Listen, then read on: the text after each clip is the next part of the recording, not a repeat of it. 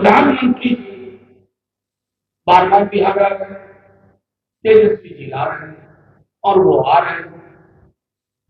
तो हुआ यूं कि अब वो प्रशासन के अधिकारियों से भी बात करने लगे हैं। आचार्य संहिता लागू है।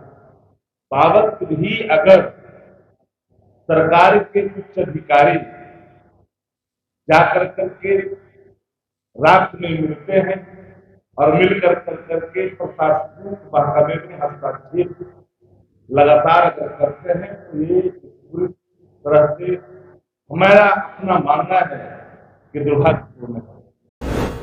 आप वहां के बड़े नेताओं को कभी ये कहते हुए नहीं सुनेंगे कि टोटी काट लेगा, टोटी ले जाएगा, लोटा ले जाएगा, मंगलसूत्र को छीन लेगा, भैंस को ले जाएगा। ऐसा लोग कब कहते हैं जब हताशा आपके मानसिक संतुलन पे हावी हो। नमस्कार, मैं हूं चंद्रशेखर और आप देख रहे हैं विमर्श। देखिए, देश में 5वां चरण का चुनाव का समाप्ति हो गया है और कल 6वां चरण का चुनाव होना है। इससे पहले राजद के राज्यसभा सांसद मनोज झा और राजद के मुख्य प्रवक्ता शक्ति यादव बीजेपी और जदयू पर अधिकारियों को लेकर बड़ा सवाल करते हुए नजर आ रहे हैं। पहले सुनिए क्या कुछ कह रहे हैं मुख्य प्रवक्ता शक्ति सिंह यादव और राज्यसभा सांसद मनोज झा। पहले हिस्से में मध्य और खास करके बिहार में जहां इस दस्तावेज में कहानी पलट के रखी, नौकरी नौकरी मतलब के लिए मैं जहां कहीं बिहार में गया हूं, आप लोग भी जाते हैं, बच्चा बच्चा चप्पा चप्पा कह रहा है नौकरी मतलब के लिए।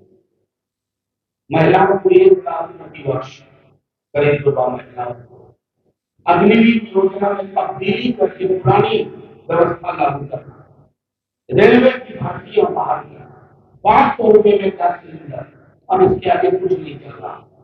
प्रधानमंत्री जी भैंस मंगलसूत्र के होते हुए अब यहाँ तक पहुंच गए हैं कि तुम्हारी टोटी ले जाएगा, बिजली काट देगा। दुनिया में किसी भी देश के चुनाव में आप वहां के बड़े नेताओं को कभी ये कहते हुए नहीं सुनेंगे कि टोटी काट लेगा, टोटी ले जाएगा, लोटा ले जाएगा, मंगलसूत्र छीन लेगा, भैंस को ले जाएगा। ऐसा लोग कब कहते हैं जब हताशा आपके मानसिक संतुलन पे हावी हो। अब परसों कल कह रहे थे माननीय प्रधानमंत्री जी कि परमात्मा ने उनको किसी विशेष कार्य से भेजा है, मतलब दूत बनाकर। यकीन दिलाता हूं आप और हम में से कोई अगर ये बात अपने घर में बोलेगा तो घर वाले हमें डॉक्टर के पास ले जाएंगे, घर वाले हमें डॉक्टर के पास ले जाएंगे। इसका दिमाग ठीक काम नहीं कर रहा कि कह रहा है भगवान से हमारा सीधे डायलॉग होगा। लंबल बात यह है कि हताशा में, परेशानी में जो आईबी की रिपोर्ट आ रही है, प्रधानमंत्री जी और उनकी टीम बेहद परेशान है। अब उस चक्कर में जब विश्लेषकों ने लिखना शुरू कर दिया तो अपने एकाध उनको प्लांट कर दिया, पीसीओ इंटरव्यू में वो उनका है, उनका काम, उनका मिजाज, वो जाने। मेरा आज के संदर्भ में आपके समक्ष एक महत्वपूर्ण पहलू पर बात करना है। प्रधानमंत्री जी बार बार बिहार आ रहे हैं, तेजस्वी जी ला रहे हैं और वो आ रहे हैं। तो हुआ यूं कि अब वो प्रशासन के अधिकारियों से भी बात करने लगे हैं, गृह मंत्री जी बात करने लगे हैं, हर तरह की चीज, मतदान से लेकर मतगणना। बाकी विस्तार में शक्ति भाई बताए, लेकिन हम अधिकारियों से कहते हैं कि डरिए मत, किसी दबाव में मत आइए, ये किताब आपकी सर्विस बनाता है। डरना चाहिए जब कभी लगे कि दबाव मेरे मस्तक पर किसी बाह्य व्यक्ति का, ऊपरी तंत्र का भारी पड़ रहा है, तो संविधान का सहारा लेना चाहिए। ये सबके अंदर आनी चाहिए। आप सब जानते हैं कि रिटायर्ड अधिकारी विभाग का बाल है उस सरकार के अंदर, गवर्नर हाउस तक जाता है, एएम और एसपी तक, मुख्य सचिव तक बात कराई जाती है। भाई आप जानते हैं कि देश के अंदर में आचार्य संहिता लागू है। बावत भी अगर सरकार के उच्च अधिकारी जाकर करके रात में मिलते हैं और मिलकर करके प्रशासनिक महकमे में हस्तक्षेप लगातार अगर करते हैं तो ये पूरी तरह से हमारा अपना मानना है कि दुर्भाग्यपूर्ण है।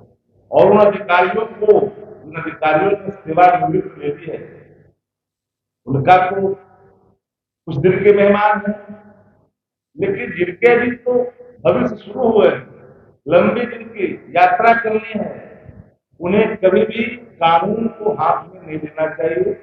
कानून अगर हाथ में लीजिएगा तो कानून के हाथ लंबे होते हैं।